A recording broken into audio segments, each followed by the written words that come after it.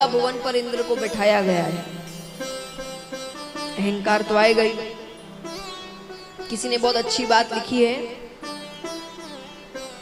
कि खुदा जब हुस्न देता है तो नजाकत आ ही जाती है। अब हुस्न का मतलब यहाँ पर केवल सुंदरता नहीं है।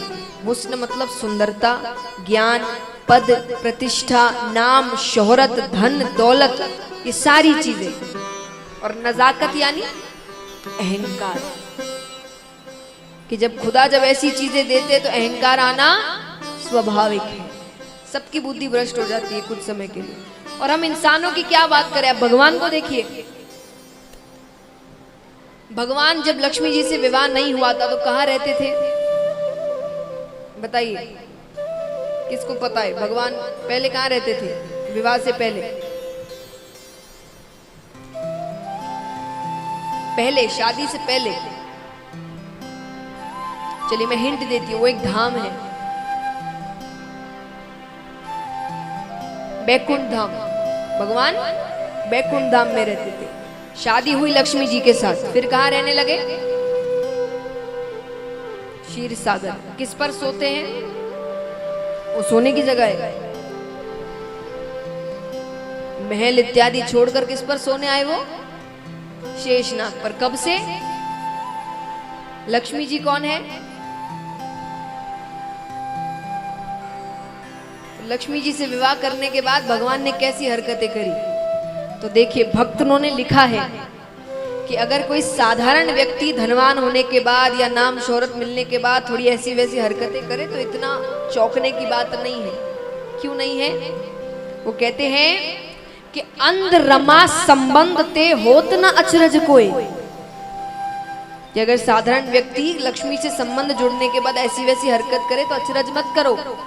कि अंध रमा संबंध ते होत न अचरज कोई। क्यों? क्योंकि कमल नयन नारायण हूं रहे सर्प पे सोए। जिसके कमल जैसे बड़े, भाई छोटी छोटी आंखें हो तो समझ में भी आए भाई ठीक से दिखा नहीं, और उनके तो श्रृंगार में उनकी प्रशंसा उनकी आंखों की होती है कि कमल जैसे बड़े बड़े नैन हैं, तो इतनी बड़ी बड़ी आंखें तो शेषनाग नहीं दिखा ठीक से, उस पर सोने चले गए। तो जब भगवान ऐसी वैसी हरकतें कर रहे हैं लक्ष्मी जी से संबंध जुड़ने के बाद, हम और आप तो करेंगे। तो इंद्र की इस हरकत पर ये बताया, तर्क दिया गया कि जब खुदा जब हुस्न देता है तो नजाकत आ ही जाती, अहंकार आना स्वाभाविक है। तो इंद्र ने माला फेंक दी, वो चले जाते हैं। अब दुर्वासा ऋषि उसी रास्ते से वापस आ रहे थे, उन्होंने अपनी माला पहचान ली। बहुत क्रोधित होते हैं इंद्र, वहीं खड़े खड़े कहते हैं कि तुम्हें जिस 3 लोक 14 भुवन का इतना नाज है ना, इतना अहंकार है, मैं श्राप देता हूं तुमसे छीन लिया जाएगा। अब देखिए, ऐसे तो देवताओं को सब पसंद करते हैं, पर देवताओं के पीछे भी एक व्यक्ति हर वक्त लगा रहता है। कौन है वो? शुक्राचार्य जी। ये दैत्यों के गुरु हैं। ये मानव देवताओं के पीछे ही घूमते रहते हैं कि कब किसी को श्राप मिले और मैं उसका फायदा उठाऊं।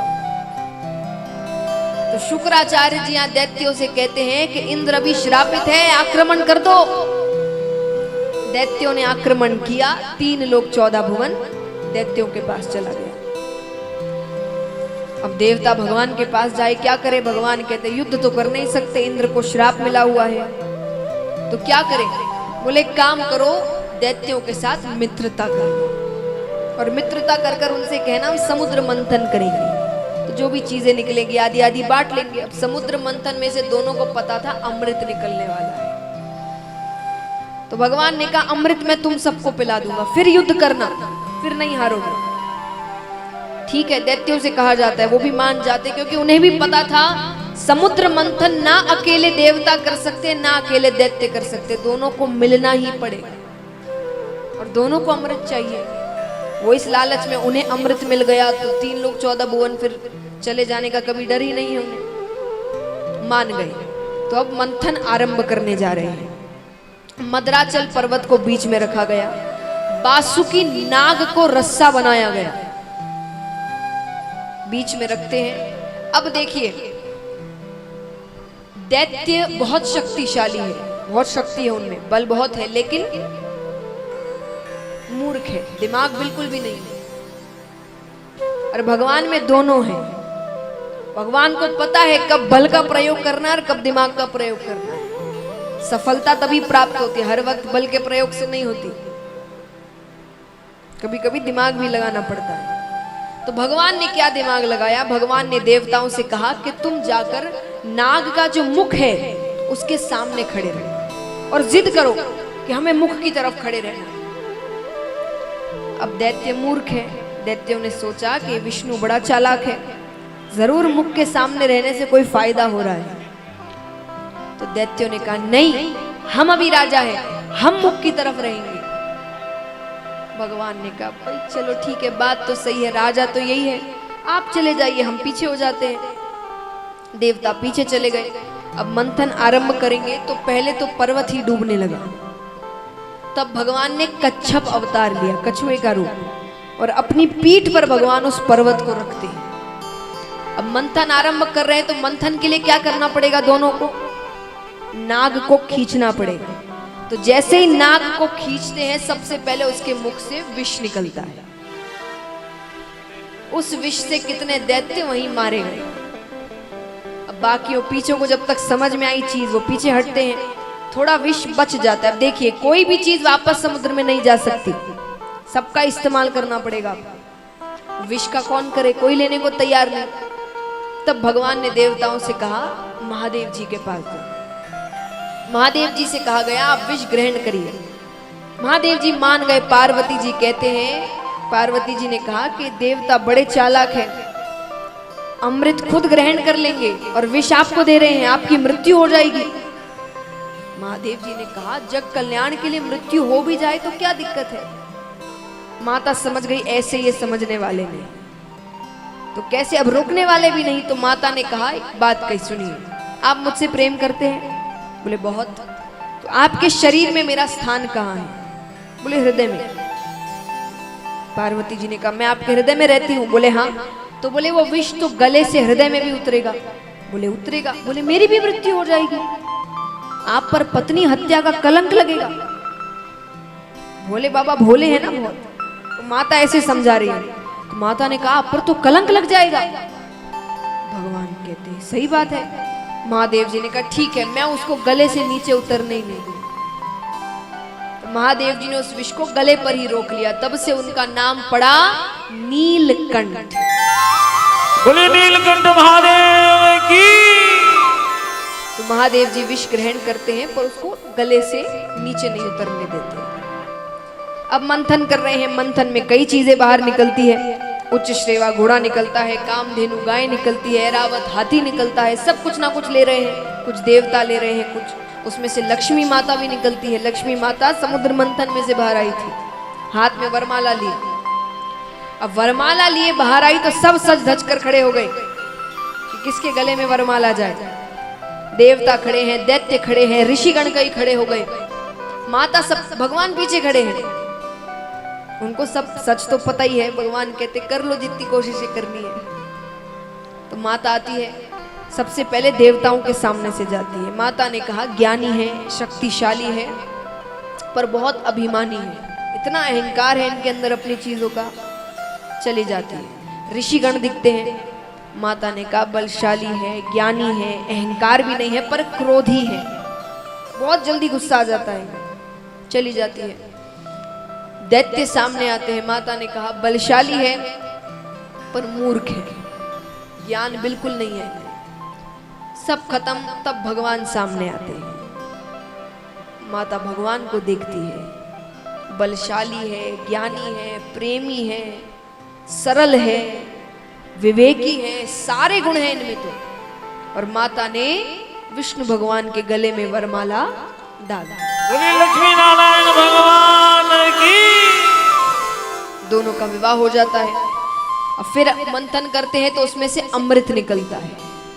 अब अमृत के लिए दोनों झगड़ने लगे। तब भगवान ने मोहिनी रूप ग्रहण किया। भगवान इतने ज्यादा सुंदर लग रहे हैं, इतने ज्यादा सुंदर लग रहे हैं। और देखिए जो कामी व्यक्ति होते हैं ना, वो बाहरी सुंदरता देखते हैं। जो सच्चा प्रेम करते हैं वो आपकी अंदरूनी सुंदरता देखते हैं। तो दैत्य कामी है। अब भगवान इतने सुंदर लग रहे हैं कि वो अमृत तो भूल गए और भगवान के पीछे पीछे जाने लगे। और भगवान ने भी जितने दैत्य थे सबको मदिरा पान करवा दिया और यहाँ पर देवताओं को अमृत पिलाने लगते हैं। अब दैत्यों में से एक दैत्य थोड़ा होशियार था, राहु नामक दैत्य। उसने भगवान को पहचान लिया तो वो चुपचाप देवताओं की श्रेणी में जाकर खड़ा हो जाता है। भगवान ने गलती से उसे भी अमृत पिला दिया। अब जब तक भगवान को समझ आए, भगवान ने सुदर्शन चक्र फेंका, सर धड़ अलग कर दिया, लेकिन तब तक अमृत ने अपना काम कर दिया था। तो तब से वो दो दैत्य बने, राहु और केतु। अब यहां पर दैत्यों को गुस्सा आता है। जैसा मैंने कहा, दिमाग नहीं है, मूर्ख है। ये समझ गए हैं, जब पता चल गया कि सबने अमृत पान कर लिया है, फिर भी गुस्से में युद्ध करते हैं कि हमारे साथ धोखा हुआ है। युद्ध करते 3 लोग 14 भुवन देवताओं के पास चला जाता है। इस प्रकार देवताओं ने अपना सिंहासन वापस लिया। राजा परीक्षित कहते हैं, तो क्या इसके बाद दैत्य चुप बैठ गए? वो हार मान लिए? बोले नहीं। उसके बाद दैत्यों ने ऐसा कुछ किया जो किसी ने नहीं सोचा था। क्या किया? बोले दैत्यों ने धर्म का कवच पहन लिया। दैत्य सत्य की राह पर चलने लगे, यज्ञ इत्यादि करने लगे, पूजा पाठ करने लगे। धर्म इसीलिए देखिए, भगवान ने रावण को, कंस को, सबको मारा है, बलि को मारा नहीं। क्यों नहीं मारा? क्योंकि मार नहीं सकते, वो गलती ही नहीं कर रहा था, उसने कोई पाप नहीं करे थे। तो महाराज अब यहाँ पर सब धर्म का कवच पहन के बैठे हैं, सब पूजा पाठ यज्ञ इत्यादि कर रहे हैं। बलि को दैत्यों का राजा बनाया गया। राजा परीक्षित ने कहा, इतने बड़े बड़े दैत्य हैं तो बलि को राजा क्यों बनाया गया? बोले क्योंकि उसी के कारण उन्हें वापस 3 लोग 14 भुवन मिल गया था। कैसे? बलि अपने पिछले जन्म में एक डकैत थे, डाकू। उन्हें पता चला किसी गांव से कोई सेठ जी अपने साथ बहुत सा धन लेकर जा रहे हैं और बीच में एक जंगल का रास्ता है और धन उनके पास इतना है कि अगर किसी ने भी चुरा लिया तो उसे जीवन भर चोरी करने की जरूरत नहीं, वो बैठकर जीवन जी सकता है अपना। डकैत बलि ने सोचा ये अच्छा मौका है, आखिरी चोरी करते हैं, बस ये चोरी कर कर फिर कभी चोरी नहीं करेंगे। तो बलि ने रास्ते के लिए एक पोटली में 2 रोटियां बांधी कि भूख लगी बीच में तो भोजन कर लेंगे। पर चोरी करने का ऐसा जुनून सवार था, वो चलते जा रहे, सीधा जंगल में ही जाकर रुके। अब सेठ जी को आने में थोड़ी देर थी तो उन्होंने सोचा भोजन कर लेते हैं। स्नान इत्यादि कर कर अपनी पोटली खोलते हैं कि सामने से एक कुत्ता आता है, बहुत भूखा है, वो रोटी की ओर देख रहा है। बलि को दया आ गई, उन्होंने अपनी एक रोटी उस कुत्ते को दे दी, उसने तुरंत खा ली। अब जब तक बलि दूसरी रोटी खाए, उसने वापस आकर फिर वो दूसरी रोटी को देख रहा है। बलि ने दूसरी रोटी भी उसे दे दी कि छोड़ो कोई बात नहीं। अब इस पूरे कार्य को करने में कुल 24 मिनट लगे। कितने मिनट? 24 मिनट, एक घड़ी यानी कि एक भूखे को भोजन करवाने में। फिर वही सेठ जी आते हैं, चोरी इत्यादि, वर्ष बीतते हैं, अंत समय आया, मृत्यु हो गई। यमराज चित्रगुप्त के पास जाते हैं, बताओ कितने पाप किए, कितने पुण्य किए? चित्रगुप्त ने कहा जीवन भर पाप ही पाप किए हैं, सिर्फ 24 मिनट का पुण्य किया है। एक भूखे को भोजन करवाया है इसने। ठीक है, यमराज ने कहा पहले क्या भोगना चाहते हो, पुण्य की पाप? अब उसी रास्ते से शुक्राचार्य जी जा रहे हैं। शुक्राचार्य जी ने कहा कह दो पुण्य। बलि ने कहा पुण्य। क्या करना चाहते हो? जैसे मैंने बताया, स्वर्ग में आपकी इच्छाएं पूरी होती हैं। तो यमराज ने पूछा क्या करना चाहते हो? शुक्राचार्य जी ने कहा कह दो इंद्रासन पर बैठना है। बलि ने कहा इंद्रासन पर बैठना है। इंद्र को समझाया गया 24 मिनट की बात है, उसके बाद वापस तुम्हारा ये आसन। ठीक है, बैठाते हैं। अब बैठने से पहले शुक्राचार्य जी ने कानों में कुछ कहा उसके। उसने कहा ठीक है, मैं ऐसा ही करूंगा। चले जाते हैं। अब जैसे ही आसन पर बैठते हैं कि बुद्धि भ्रष्ट हो जाती है। वही बात, खुदा जब हुस्न देता है तो नजाकत आई जाती है। ये सब चीजें मिले तो दिमाग चलना बंद कर देता है। अब क्या करना था वो क्या कर रहा है। जैसे ही बैठा आसन पर, अप्सराओं से कहते नृत्य करके दिखाओ, भोजन लेकर आओ, ये करो, मेरी सेवा करो, ये लेकर आओ, वो लेकर आओ, वस्त्र लेकर आओ। शुक्राचार्य जी ने कहा क्या करने को भेजा और ये क्या कर रहा है। वो 10 मिनट ऐसे ही गवा देता है। शुक्राचार्य जी क्रोधित हो रहे हैं। नीचे एक छोटा सा पत्थर रखा था, उन्होंने पत्थर उठाया और खींचकर मारते हैं। सर पर चोट लगी। चोट लगने से याद आता है कि अरे मुझे क्या करना था। ये जो दुख संकट है ना हमारे जीवन में, ये भगवान के पत्थर होते हैं। भगवान हमें फेंक कर मारते हैं कि मैंने तुम्हें क्या करने को भेजा और तुम क्या कर रहे हो वहां पर। अब राजा बलि तो समझ गए, पर हम कैसे हो गए हैं। हमें बड़ा पहाड़ भी भगवान फेंक कर मार दे फिर भी हमें समझ नहीं आता। बलि को समझ आ गया। बलि तुरंत खड़े होते। बलि कहते गुरुजी इधर आइए। शुक्राचार्य जी आते हैं, हाथ में जल दीजिए। जल देते हैं। बलि कहते हैं ये 3 लोक 14 भुवन, इसका राजा भी मैं हूं, मालिक अभी मैं हूं। सब देवता वहां खड़े थे। सबने कहा 10 मिनट के लिए तो तुम ही हो। तो बोले ये 3 लोक 14 भुवन मैं अपने गुरु जी को दान में देता हूं। 3 लोक 14 भुवन शुक्राचार्य जी को दान में दे दिया। तो दैत्यों के पास फिर से पुरासन आ गया। अब क्या करें। तब देवताओं की माता दिति के बारे में कल मैंने आपको बताया। दिति दैत्यों की माता है, हिरणाक्ष हिरण्यकश्यपु। अदिति देवताओं की माता है, जो 12 देवता 12 आदित्य हैं उनकी माता है अदिति। वो भगवान से बहुत प्रार्थना करती है, पूजा पाठ करती है कि मेरे बच्चों को उनका स्थान वापस दीजिए। तो उनकी प्रार्थना स्वीकार करके भगवान उनके घर पर जन्म लेते हैं। जन्म यानी अवतार ग्रहण करते हैं। तो भगवान वामन अवतार ग्रहण करते हैं। छोटे से भगवान, बटुक रूप भगवान का।